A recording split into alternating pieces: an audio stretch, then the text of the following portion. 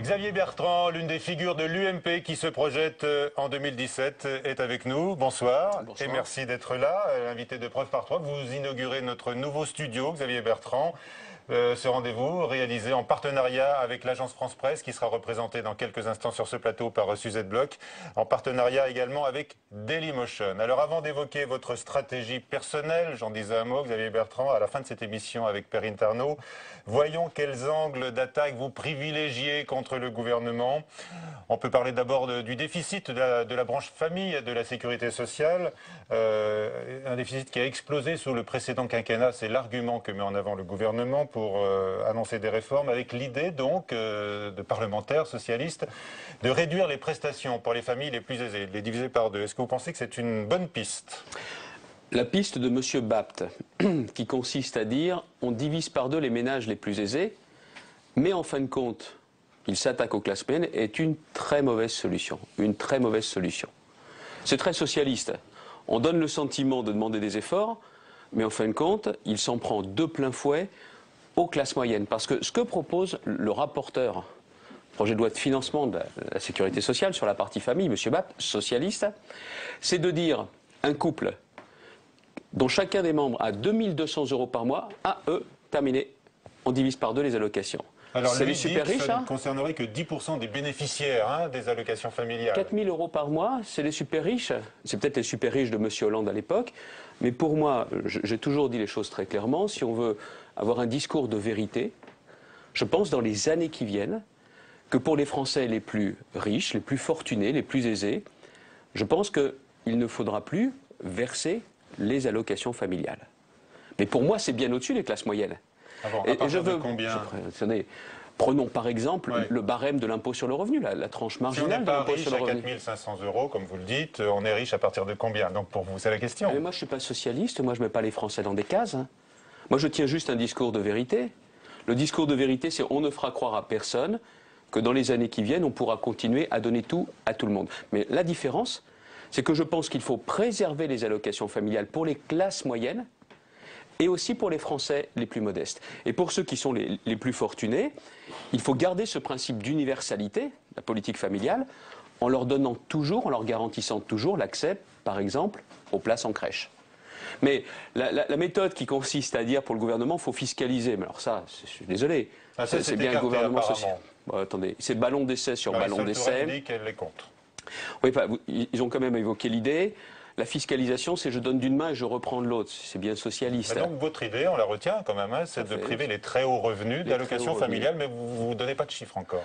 Je ne suis pas rapporteur général du budget socialiste, je ne suis pas à faire un projet de loi de financement. Moi, je dis les choses clairement. Pour les plus hauts revenus, je suis persuadé qu'eux-mêmes préfèrent qu'on leur donne moins plutôt que de leur prendre toujours plus, comme le fait le gouvernement aujourd'hui avec les impôts, les cotisations et les taxes. Alors, on a l'impression que l'UMP ne fait plus de quartier. Je ne sais pas si vous allez me démentir, Xavier Bertrand, mais alors là, maintenant, tous les ministres sont ciblés, y compris Manuel Valls, d'ailleurs, qui a été bombardé lors des questions d'actualité. Et parce que je pense que Manuel Valls est l'un des plus mauvais ministres de l'Intérieur qui soit. Des coups de menton, des grands discours, où quand il nous dit régulièrement que c'est inacceptable, ça ne fait pas une politique. Manuel Valls, c'est le ministre de l'Intérieur qui, avec Daniel Vaillant à l'époque, a les plus mauvais résultats en matière de lutte contre la délinquance. On avait compris que c'était votre chouchou jusqu'à présent à l'UMP. Chouchou, vous plaisantez. Ah non ? Un ministre par nature, c'est quelqu'un qui est jugé sur ses résultats. Mais s'il y a un ministre qui, plus que les autres, est jugé sur ses résultats, c'est le ministre de l'Intérieur. Et quand vous prenez, notamment, au premier semestre 2012, c'était encore Nicolas Sarkozy, il y a eu 68 000 victimes de délinquance en moins. Deuxième semestre 2012, François Hollande, Manuel Valls, 45 000 victimes de délinquance en plus. Voilà la réalité. Et en définitive, M. Valls, aujourd'hui, fait des discours très, très autoritaires, mais où sont les résultats ? C'est ça qui plaît aussi. Peut-être une partie de votre électorat, d'ailleurs, Xavier Bertrand. Mais les Français, attendez, n'attendent plus des discours, ils attendent des résultats. Et les résultats de Manuel Valls en matière de délinquance sont très mauvais. Et en définitive, il ne se consacre pas à 100% à la politique de lutte contre l'insécurité, de lutte contre la délinquance, contre la criminalité. Que fait-il donc, alors ? Écoutez, c'est lui qui est chargé des basses manœuvres pour protéger la gauche de la colère électorale, la réforme des modes de scrutin. la réforme du mode de scrutin cantonal, la réforme du mode de scrutin sénatorial, le report du calendrier électoral pour les régionales. Tout ça, c'est parce qu'ils ont conscience qu'aujourd'hui, les Français sont très en colère et que le rôle aussi de M. Valls, c'est de protéger le président de la République de la colère électorale. Ça n'est pas ma conception du rôle d'un ministre de l'Intérieur. Vous lui attribuez aujourd'hui, pour être clair, un rôle politique plus qu'opérationnel en matière de sécurité. On voit bien le temps qu'il a passé au Parlement, les textes qui sont présentés, qui ont été discutés au Sénat. M. Valls s'occupe d'électoralisme, alors qu'il devrait s'occuper à 100% de la lutte contre la délinquance. Et en plus, il faut bien voir ce qui est en train d'arriver. La politique pénale que propose Mme Taubira, symbole de laxisme par excellence, je suis désolé, tout ça nous amène à de très mauvais résultats. En matière de délinquance, les Français veulent être protégés. Ça n'est pas ce que fait Manuel Valls aujourd'hui. On se dit que pour vous, Christiane Taubira est sans doute une cible quand même plus facile, parce qu'effectivement, elle supprime les peines planchées, elle supprime les jurés populaires en correctionnel. Donc elle détricote certaines de vos réformes. Mais le problème n'est pas de tricoter ou de détricoter. Le problème, c'est de garantir la sécurité des Français. Ça passe bien évidemment par la prévention, ça passe par l'interpellation, ça passe aussi par une chaîne de sécurité, et notamment qui repose sur l'action de la justice, une action rapide et une action ferme. Et le problème, c'est que ce sont des idéologues en permanence. Parce que Sarkozy l'a fait, il faut défaire. Mais les peines planchées, je suis désolé, c'est ce qui a permis d'éviter que l'impunité ne soit érigée en règle absolue. Alors, je cherche quand même des points communs entre vous et Manuel Valls, Xavier Bertrand. Je me dis que peut-être vous également, vous regrettez la mise en cause de la laïcité, ce sont les mots du ministre de l'Intérieur, par la Cour de cassation, qui a donc annulé le licenciement de cet employé voilé de la fameuse crèche Babylou. Est-ce que vous êtes sur la même ligne ? Écoutez, j'ai toujours défendu le principe de laïcité, notamment dans cette affaire de cette crèche Babylou dans les Yvelines, si mes souvenirs sont exacts. La question qui se pose, c'est la laïcité dans une crèche privée qui assume pour moi une mission de service public. Je l'avais dit dans mes fonctions précédentes à l'Assemblée nationale, je n'ai pas varié. Donc la Cour de cassation vient de rendre une décision, normalement on n'a pas à la commenter, eh bien je la commente. Alors vous la commentez. Cette décision aujourd'hui porte un coup à la laïcité.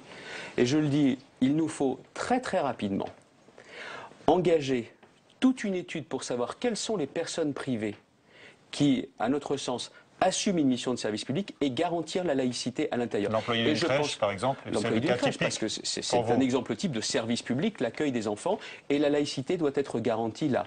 Et s'il faut passer par une nouvelle loi, là je pense qu'il faudra que les parlementaires ou le gouvernement déposent. Il faut garantir la laïcité partout sur notre territoire et à chaque instant. Si une décision de justice semble remettre en cause cette laïcité, alors là, il faut que le législateur intervienne. Et là, la laïcité n'est pas négociable et la laïcité ne peut pas reculer à quelque endroit que ce soit. Et là, en la matière, vous diriez que Manuel Valls a eu raison de sortir de ses fonctions. Mais attendez, ce problème, c'est excusez-moi, je ne suis pas maître d'école, je ne distribue pas des bons points ou des mauvais points. Vous l'avez accablé quand même tout à l'heure. Là, il est sorti de ses fonctions, il l'a dit lui-même pour commenter une décision de justice. Vous l'approuvez. Je fais la même chose. Vous faites la même chose. Il est, excusez-moi, sur la position que j'avais aussi quand j'étais ministre du Travail sur ces questions-là.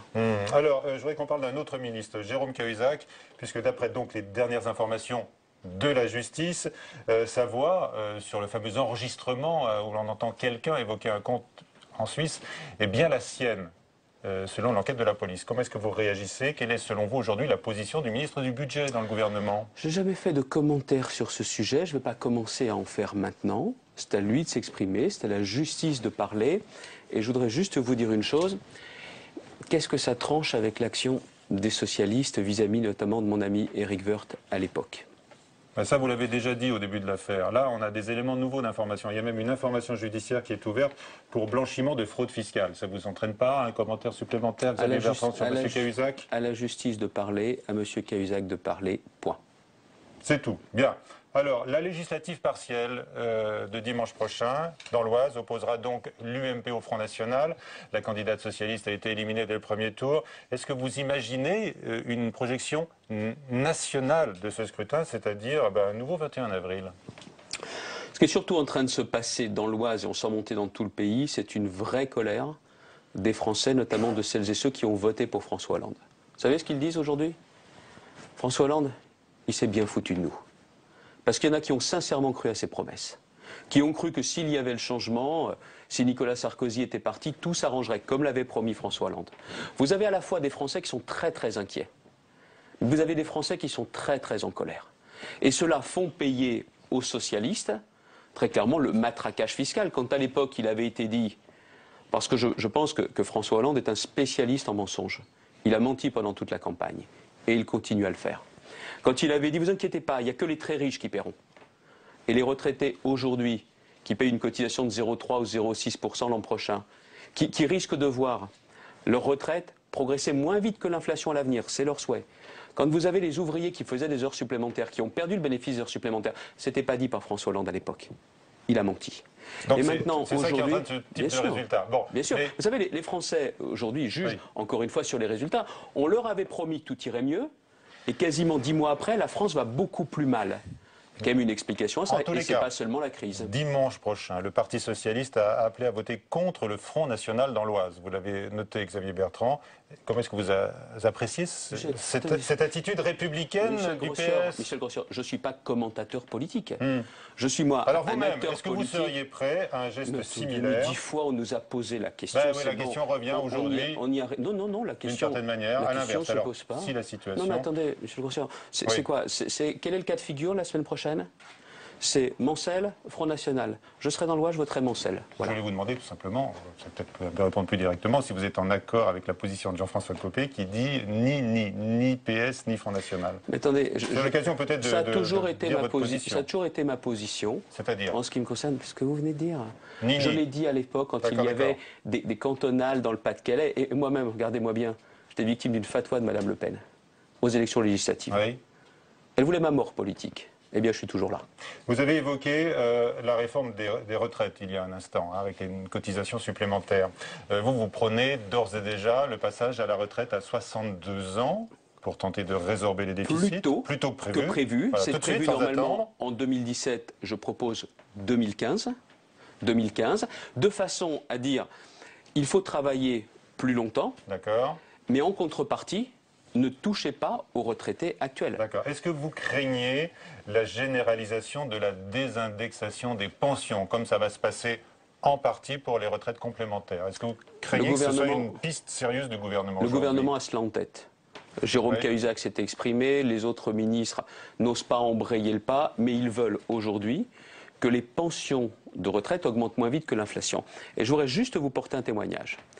Voilà quelques semaines, dans une de mes permanences, dans une commune rurale, un monsieur vient me voir. Il me dit « Je suis retraité de la fonction publique. Quand je fais le plein de ma cuve de fioul, c'est 200 € de plus.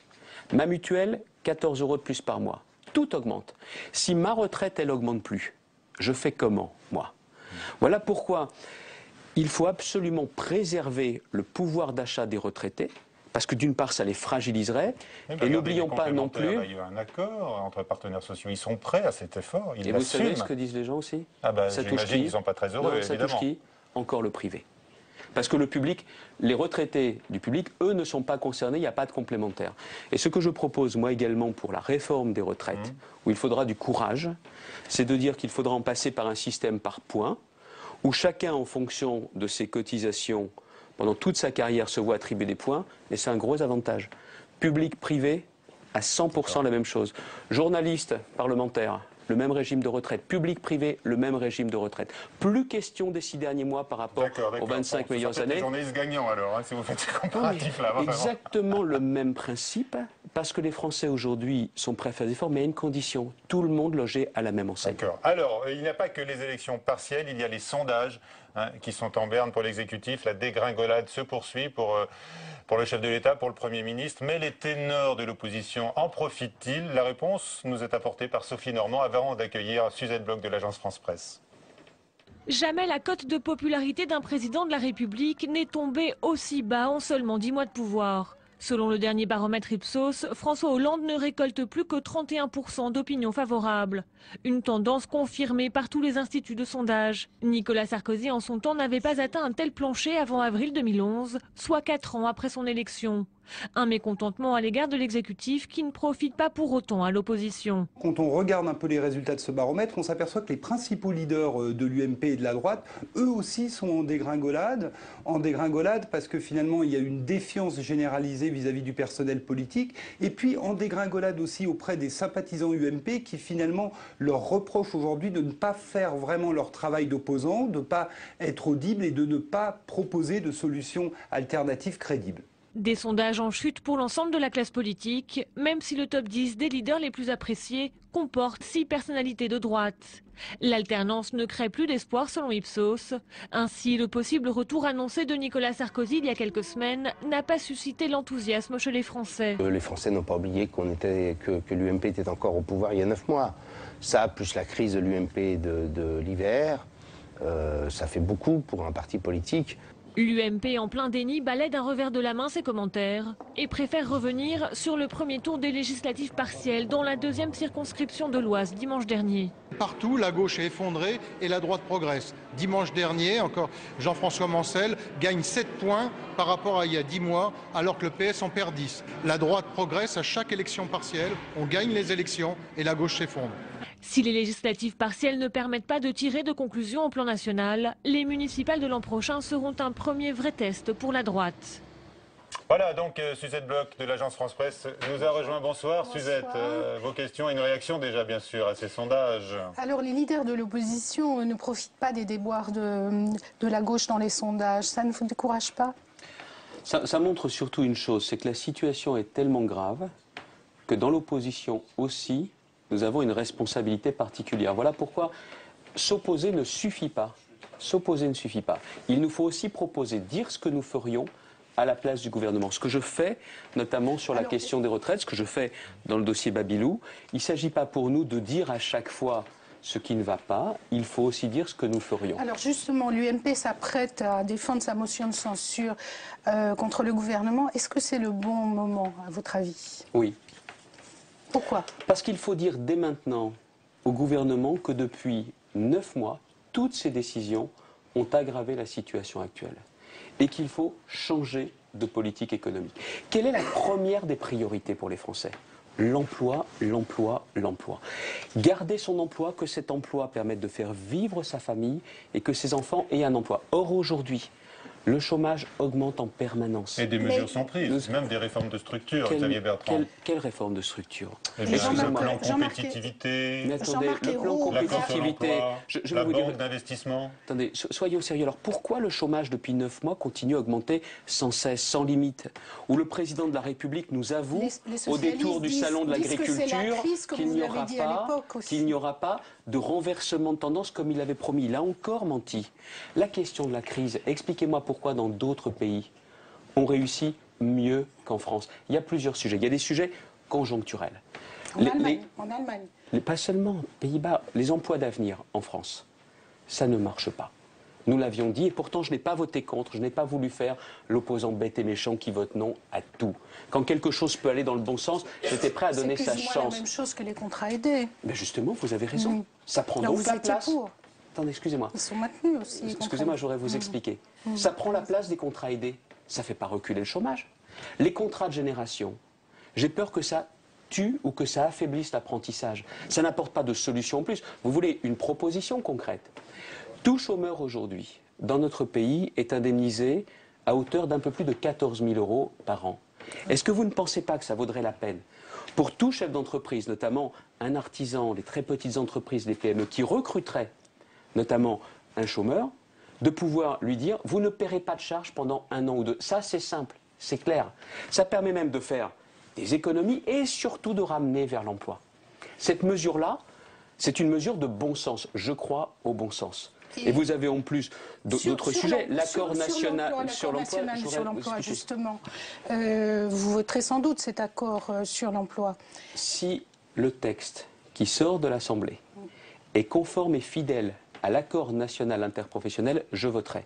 Mais vous voulez que je vous dise, ce qui arrive aujourd'hui à l'Assemblée nationale est déjà en retrait par rapport à cet accord national interprofessionnel, notamment sur la question du temps partiel, notamment sur la conciliation en matière prud'homale, discrètement, en catimini, hypocritement, hypocritement. Le gouvernement est déjà en train de modifier cet accord. Je suis prêt à donner sa chance. Ou les députés socialistes ? Le gouvernement déjà. Le texte qui arrive n'est pas en tout point conforme à l'accord national interprofessionnel. Ça, on le verra à la sortie de l'Assemblée nationale. Pour Vous avez l'instant, c'est raison, en je ne signe commission. donc pas de chèque en blanc. Vous allez aussi travailler en commission pour vous proposer des amendements, je suppose. Donc, sur cet accord, le nouveau leader de la CGT, Thierry Lepant, il voit un marqueur négatif. La CGT reste le syndicat du non. Vous n'avez pas des regrets ? À quel titre des regrets? Je ne comprends pas la question. Ah, vous l'avez pratiqué, la CGT? Ah non, mais attendez, la CGT, sincèrement, au niveau national, on s'est aperçu avec M. Thibault toutes ces années pour quelle évolution de la CGT. Moi, ce que j'attends, c'est que... sa modernisation aujourd'hui, parce que le mot est sorti quand même dans la bouche de M. Lepant. Hélas, non. Mais vous savez, les discours, c'est gentil, mais c'est les résultats qui comptent. M. Lepant veut donner un exemple de la modernisation, qu'il dise à la CGT de Prestalis, qui est en train de faire mettre un genou à terre à la presse française, d'arrêter.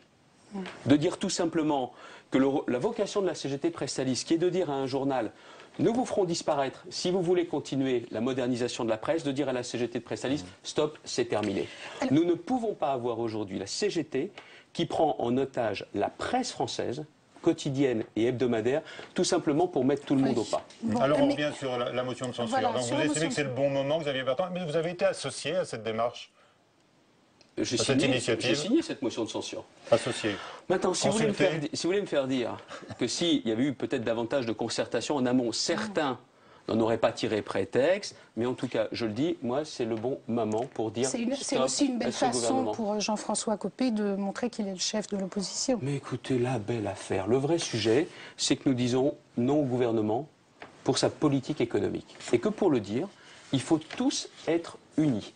Il y a des moments aussi dans la vie publique, il faut arrêter les querelles des égos, la question des ambitions. On doit être rassemblés au nom de notre famille politique. Monsieur Bertrand, en même temps, Monsieur Fillon part en Russie. Il a écrit le même jour au Premier ministre sur le budget de la défense. Sur le budget de la défense. Est-ce qu'il n'y a pas une ou deux UMP, celle de Monsieur Fillon, celle de Monsieur Copé? Où est-ce que vous vous situez dans tout ça? Dans l'UMP, avec les militants qui sont les véritables patrons de notre famille politique. Je n'ai pas participé, moi, j'avais voté pour François Fillon, mais je n'ai pas participé à la séparation des groupes parce qu'il me semblait que c'était une folie. Et ma famille politique, c'est l'UMP, et il n'est pas question de l'affaiblir. Voilà pourquoi demain, oui, j'ai modifié mon emploi du temps pour être présent, pour écouter la motion de censure. Et voilà pourquoi je voterai cette censure du gouvernement. Alors, 4 mois après l'élection contestée de Jean-François Copé, est-ce que c'est une réconciliation de surface où il semble, comme vous semblez le faire dire, que les plaies sont toujours à vif? Ce n'est pas ce que je vous ai dit.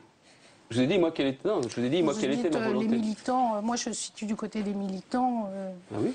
Et pas de la guerre des groupes. Pas de la guerre des groupes. Donc c'est bien j'ai des ambitions, je les ai affirmées, mais ma famille politique, c'est l'UMP. Personne ne l'emportera si l'UMP n'est pas forte.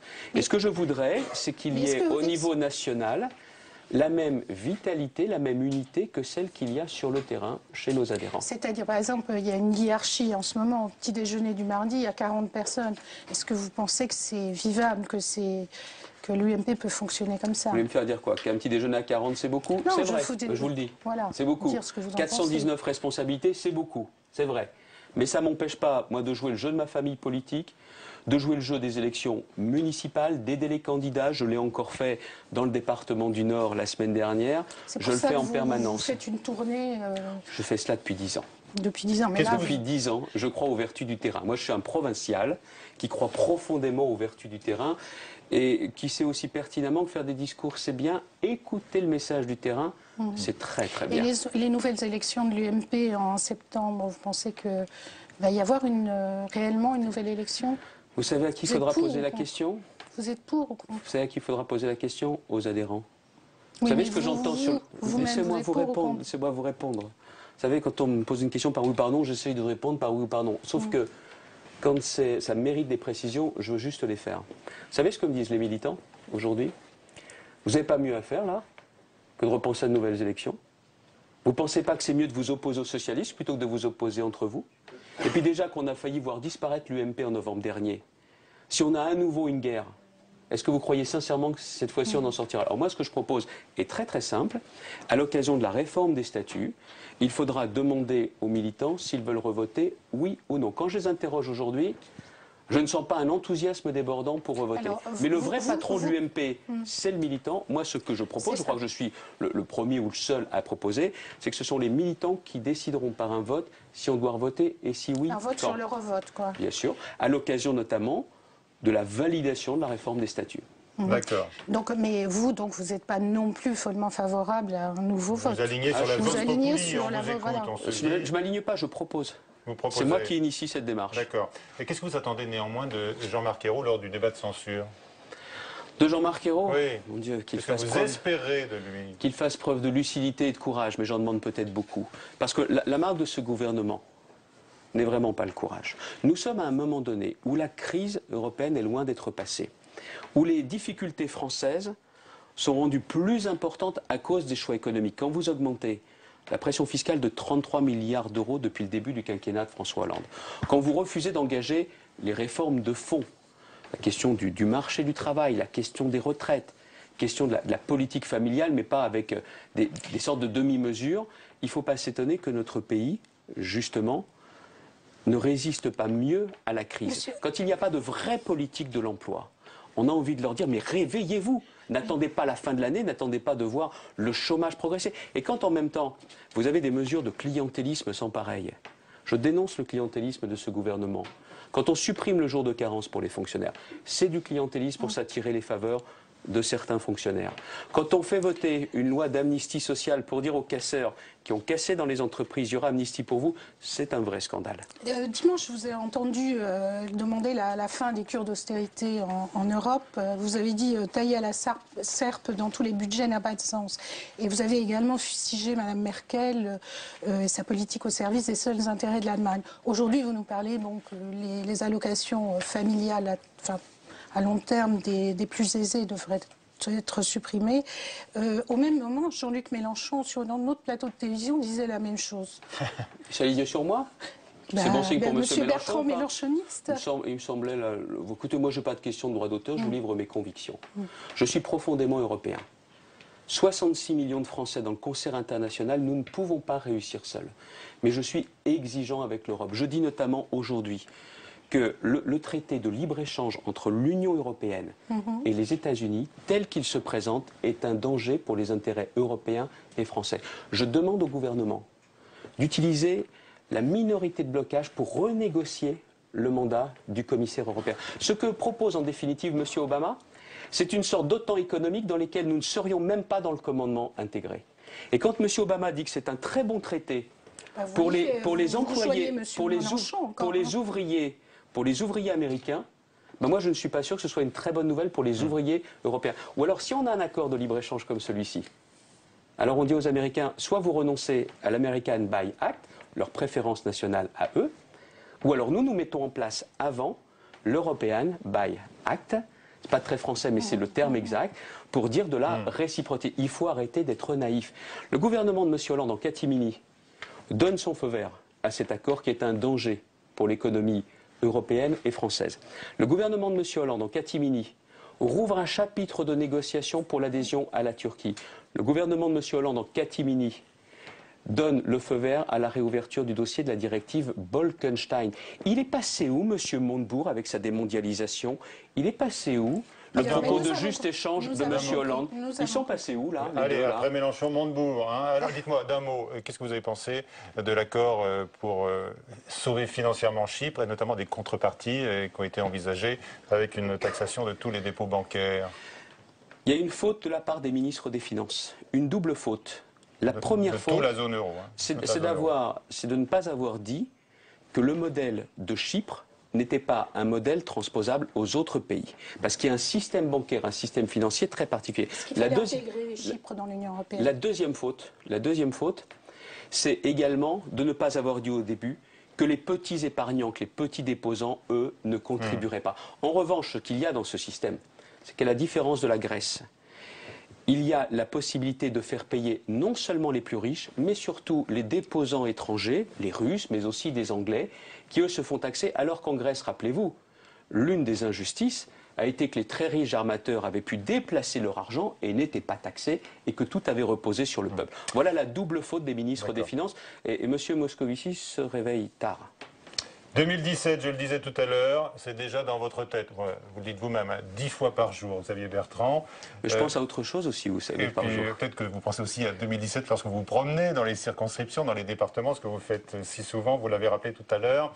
Perrine Tarnaud va nous rejoindre donc pour vous interroger sur votre stratégie, notamment en vue de cette primaire à droite, stratégie que Fabrice Quenet a tenté de comprendre.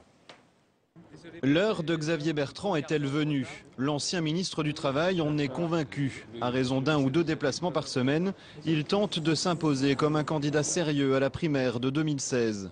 Son handicap, peut-être un certain isolement au sein de l'UMP. Existe-t-il un isolement? Je n'en suis pas sûr, puisqu'il avait réussi à rallier sur son nom les signatures nécessaires pour une éventuelle candidature à la présidence de l'UMP à l'automne dernier. Mais s'il y avait isolement, je vous demanderai très simplement de regarder autour de vous ce qui s'est passé au Parti socialiste. François Hollande n'était plus premier secrétaire, il n'avait pas l'appareil pour lui, il a battu Martine Aubry. À l'image du centriste Dominique Paillet, Xavier Bertrand veut rassembler au-delà de l'UMP. Les statuts de son association de soutien, lancée en janvier, posent clairement cette ambition. Définir et promouvoir une nouvelle offre politique dans l'esprit d'un rassemblement le plus large. Au sein de l'UMP, sa candidature est prise très au sérieux, en particulier par les proches de François Fillon. Je ne vois pas ce qui, aujourd'hui, est handicapant pour Xavier Bertrand. Il se situe dans une ligne d'action qui, incontestablement, peut lui permettre d'arriver.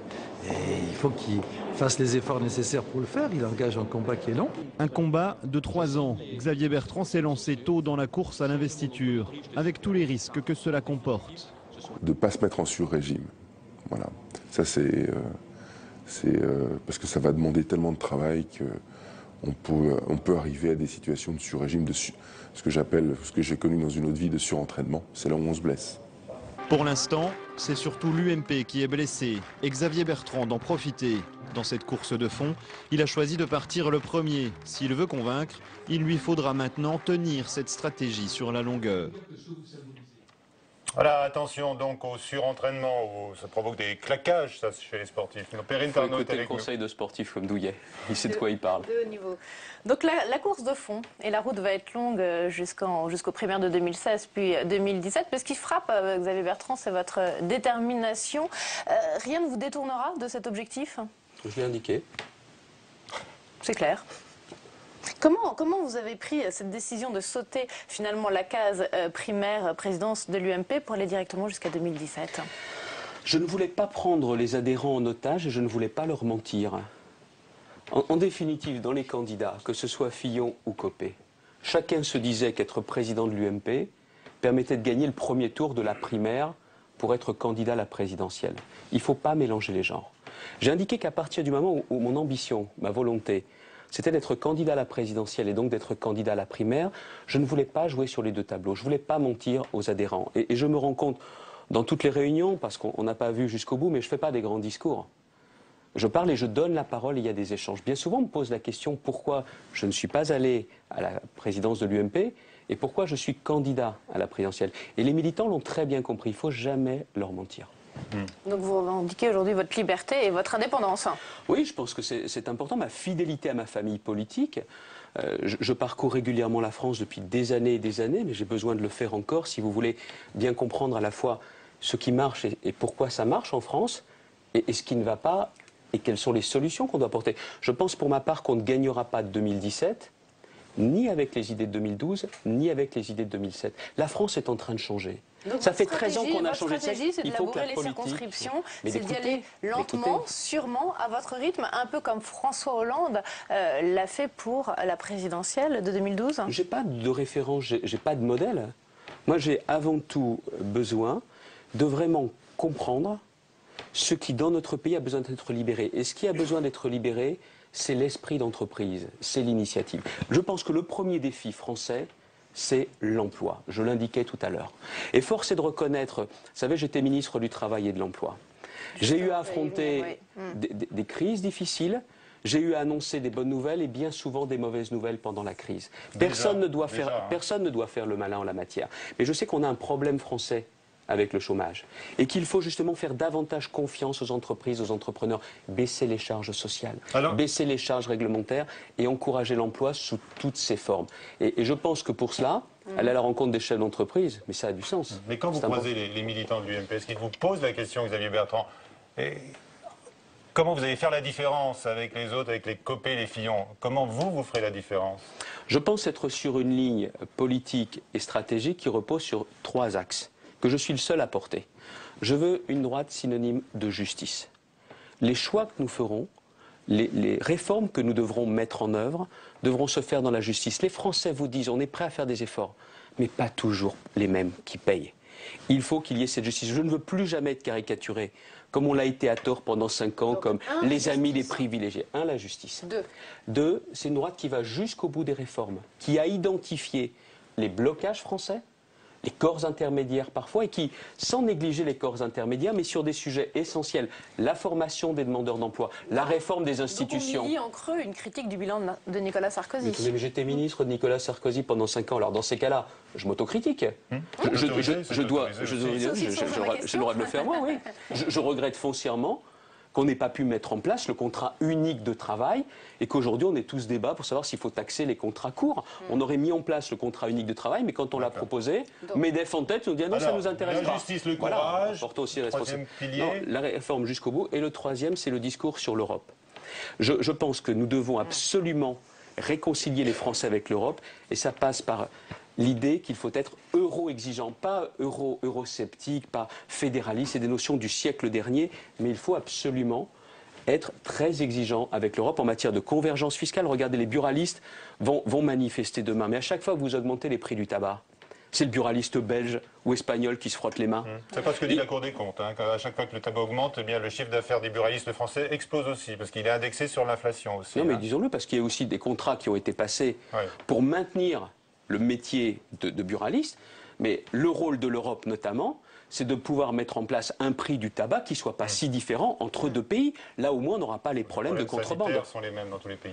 Et de vous, Xavier Bertrand. Les réponses sanitaires ne sont pas les mêmes, hélas. Et de vous, Xavier Bertrand, personnellement, qu'est-ce que vous avez envie de mettre en avant dans cette campagne de fond?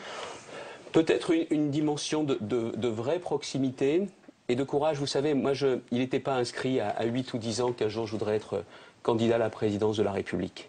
Mais pourtant, tous les candidats à la présidentielle disent que c'est quelque chose qu'ils portent depuis longtemps. Eh bien, pas moi. Moi, dans ma chambre, j'avais pas des posters de président, j'avais des posters de joueurs de foot. Excusez-moi. Je suis pas devenu joueur de foot, ça se voit, mais toujours est-il que, je sais, pendant le dernier quinquennat, j'ai vu le courage de Nicolas Sarkozy et j'ai vu que le courage en politique n'était pas la vertu la plus répandue. Et à partir du moment où il a dit qu'il tournerait la page s'il n'était pas réélu, après son discours de la mutualité, là, j'ai envie de porter mes convictions. Et je suis vraiment persuadé qu'il faut aussi réconcilier les Français avec la politique. Voilà pourquoi je pousse des propositions qui sont un peu iconoclastes, je le sais. Quand je dis que l'un des poisons français, c'est la réélection pour un président de la République. Qu'une fois qu'il est élu, il pense forcément à sa réélection. Donc un septennat unique. Je suis pour proposer par référendum un septennat unique où celui qui sera élu, les Français se diront peut-être que celui-ci fera vraiment le travail que l'on attend de lui. Et si on est aussi sur le recours au référendum, j'y crois beaucoup. Si je veux, par exemple, fusionner départements et régions, mais vraiment fusionner, un peu dans l'esprit de ce qu'il fait en Alsace, mais dans tous les départements et régions de France, il faudra passer par référendum. Jamais la classe politique ne se fera harakiri autrement. Il faut faire appel au peuple. Il ne faut pas s'en méfier, il faut faire confiance au peuple. Xavier Bertrand, 2-3 questions d'actualité pour terminer. D'abord, au nom de la crise, est-ce qu'il faut sacrifier le budget de la défense en France? Certainement pas. Ce qui se prépare aujourd'hui est une catastrophe budgétaire sans pareil pour la défense. Et je demande au président de la République de ne pas écouter ce qui se dit à Bercy. La défense n'est pas une variable d'ajustement. Mais est-ce qu'on a encore les moyens d'être une grande puissance militaire? J'en suis intimement persuadé. Que le budget de la défense ne progresse plus ou qu'on ne réponde pas à la demande de l'OTAN qui est de dire qu'il faut un budget militaire de 2%. Justement, vous ne pouvez pas aller plus loin. Ou alors il faut avoir le courage de dire que si les décisions dont on parle aujourd'hui deviennent réalité, nous ne serons plus capables dans les années qui viennent d'envoyer 4000 hommes au Mali comme on l'a fait pour s'opposer aux troupes terroristes et djihadistes. Vous pourriez avoir des forces spéciales sur le terrain, mais plus la projection de 4000 hommes. Si vous avez cette catastrophe budgétaire en termes de défense, vous pouvez faire une croix sur une grande partie des 4000 PME qui sont des industriels de l'armement et qui sont aujourd'hui des emplois dans notre pays. Et le pire, c'est que si les mauvaises décisions sont prises aujourd'hui, jamais nous ne rattraperons ce retard. Si vous n'avez pas des programmes militaires, vous avez notamment des hélicoptères qui ne pourront plus être vendus à l'étranger dans les mêmes conditions. La défense, c'est à la fois notre influence et notre rayonnement, c'est aussi de l'emploi.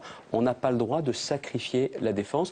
Et là, je le dis, sur un sujet comme celui-ci, s'il y a des décisions qui sont sérieuses, solides, il peut y avoir unité nationale, mais certainement pas s'il y a ces sacrifices qui sont demandés à la défense. À l'aveugle, ça n'aurait pas de sens. La défense est aussi une priorité nationale. Est-ce que sur les otages, vous approuvez le changement de doctrine du gouvernement, c'est-à-dire de ne plus payer de rançon? Je sais que c'est difficile à entendre pour les familles. Je sais que c'est source d'inquiétude. Mais oui, je pense. Je pense parce que si vous dites que vous êtes prêt à payer une rançon, qu'est-ce qui vous garantit qu'une semaine après la libération, vous n'aurez pas de nouvelle prise d'otage? Je sais que c'est très difficile pour ceux qui peuvent écouter, qui ont les leurs pris en otage. C'est une très grande responsabilité de chef d'État. Évidemment. Mais là, ce sont des sujets sur lesquels il faut aussi tenir un discours de vérité, même s'il est difficile à entendre. Donc une décision courageuse du gouvernement actuel. Oui, mais je tiens aujourd'hui le même raisonnement. Même si en plus sur ces sujets-là, les familles disent on sacrifie on en parle. J'ai bien conscience que pour les familles en elles-mêmes, entendre ce discours-là, ça doit être difficile, mais je crois aussi que le discours s'adresse à des terroristes qui sont sans foi ni loi et qu'il faut aussi tenir ce discours qui est un discours de vérité et de fermeté. Dernière question dans l'affaire du Mediator. L'agence du médicament est mise en examen pour blessure involontaire. Votre réaction, d'ancien ministre de la Santé? C'est que cette agence du médicament, l'ancienne agence sécurité du médicament, elle doit répondre aussi des actes de certains de ses dirigeants. À l'époque, le rapport de l'IGAS avait été très clair. Je ne suis pas étonné derrière qu'il y ait des suites judiciaires, mais je voudrais dire qu'il y a la question judiciaire, il y a la question de l'indemnisation des victimes. Qui est loin d'être réglée. Et ça va trop lentement. Le collège d'experts est en train de faire un tri entre les malades, ça n'est pas convenable. Il y a un responsable à cette affaire, c'est le laboratoire Servier. C'est le laboratoire Servier qui doit indemniser et on ne doit pas avoir un comité d'experts qui deviendrait une machine à dire non. Dernière question, on a peu parlé du retour éventuel de Nicolas Sarkozy. Il est allé quelques heures en Libye. Est-ce que vous imaginez possible un jour son retour politique s'il accepte, comme on lui a fait la proposition, dit-on, la présidence du Fonds souverain du Qatar? Écoutez, vous lisez tout, vous regardez tout, oui, vous c'était le Financial Times. Ça n'a pas été démenti par l'entourage de Nicolas Sarkozy? Pas trop, la proposition a été faite. On dit qu'il hésite. Il me semble que si. Écoutez, ses proches ont démenti, mais une chose est certaine, il a dit, lui, qu'il tournait la page de la politique. Laissez-le tranquille. Merci à vous, Xavier Bertrand. Merci d'avoir été avec nous cette semaine. Merci Perrine. Et la semaine prochaine, c'est François Bayrou qui sera notre invité pour ce rendez-vous de Preuve par 3. À très vite.